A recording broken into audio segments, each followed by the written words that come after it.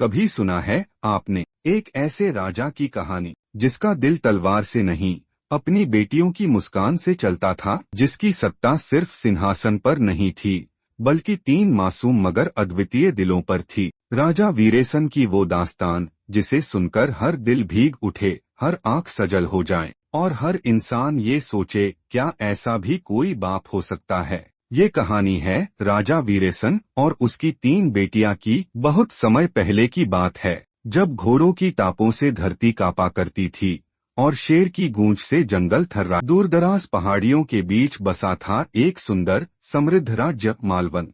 उस राज्य के सिंहासन पर विराजमान थे राजा वीरेसन। राजा वीरेसन कोई साधारण राजा न थे। उनकी तलवार से ज्यादा तेज उनका न्याय था और उनकी निगाहों में बसे थे उनके तीन चाँद, राजकुमारी वैदेही, राजकुमारी अमीरा और राजकुमारी मेहर। वैदेही बुद्धि की मिसाल, अमीरा शौर्य की पहचान और मेहर ममता की मूर्ति। तीनों बेटियां थीं, पर राजा के लिए वो उनका संसार। राजा रोज सुबह उठते ही सबसे पहले अपने महल की ऊंची छत पर खड़े होकर देखना चाहते थे कि उनकी बेटियां कहाँ हैं, क्या कर रही हैं। एक दिन की बात है, सूरज अपने चरम पर था जब एक बूढ़ा सन्यासी राजमहल के द्वार पर आ पहुंचा।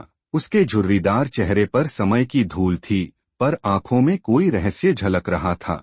उसने राजा से कहा, राजा वीरेसन, तीनों कन्याएं अनमोल हैं, पर वक्त उन्हें अलग अलग रास्तों पर ले जाएगा। तू चाहे तो इन रास्तों को संवार सकता है या फिर उन्हें खो भी सकता है। राजा हंस पड़ा, मेरी बेटियां कभी मुझसे दूर नहीं जा सकती, लेकिन विधि का विधान कुछ और था।